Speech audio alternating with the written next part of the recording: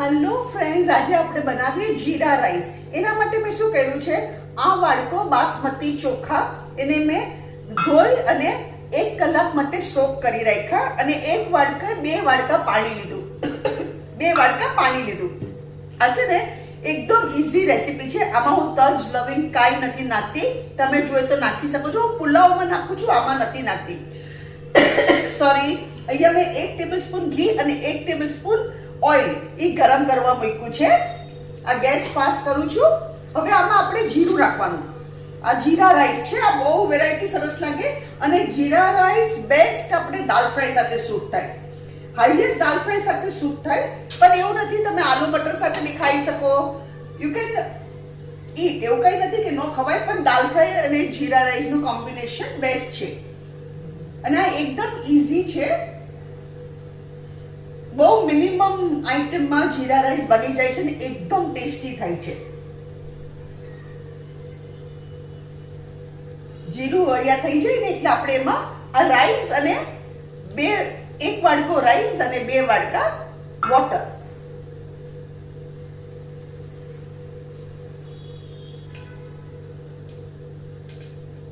જીરું ગુલાબી થાય ને એટલે એમાં આપણે આ રાઈસ નાખી દેવાનો.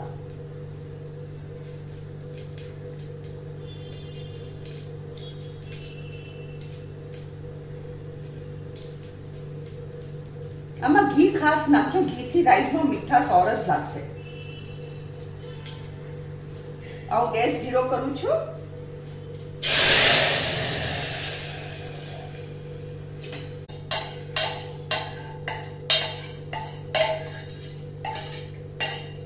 આમાં બાસમતી ચોખા જ લેજો તમે. પુલાવ છે, બિરયાની છે, જીરા રાઈસ છે, એમાં બાસમતી ચોખાથી વધારે ટેસ્ટ આવશે. અને આપણે ચાઇનીઝ ફ્રાઈડ રાઈસ ને બધું બનાવીએ તો એમાં you don't need basmati rice.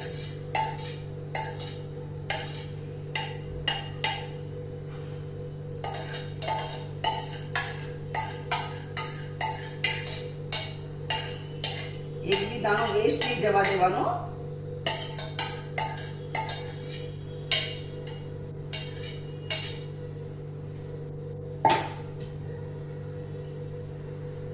હવે આમાં આપણે મસાલો શું કરવાનો? મીઠું સ્વાદ અનુસાર,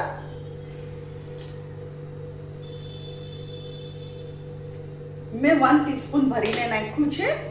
અને શુગર નાખવાની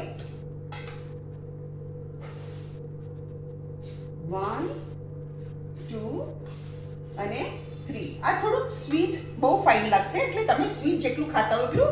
મેં 3 ટેબલસ્પૂન નાખી છે. હવે અહીંયા શું કરું છું, ગેસ ફાસ્ટ કરું છું.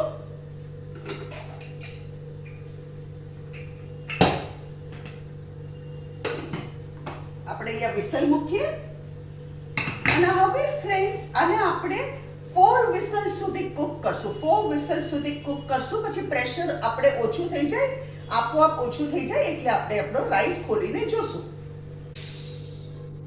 સાવ ઓછું થઈ ગયું. આપણો ભાત મસ્ત થઈ ગયો. જીરા રાઈસ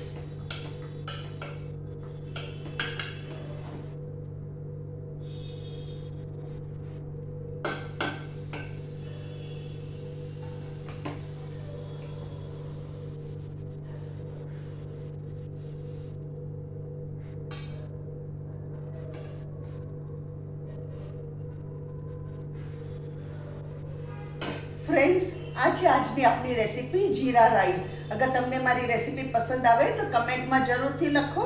તમે બી જરૂરથી બનાવો અને મારી ચેનલને જરૂરથી સબસ્ક્રાઇબ કરો.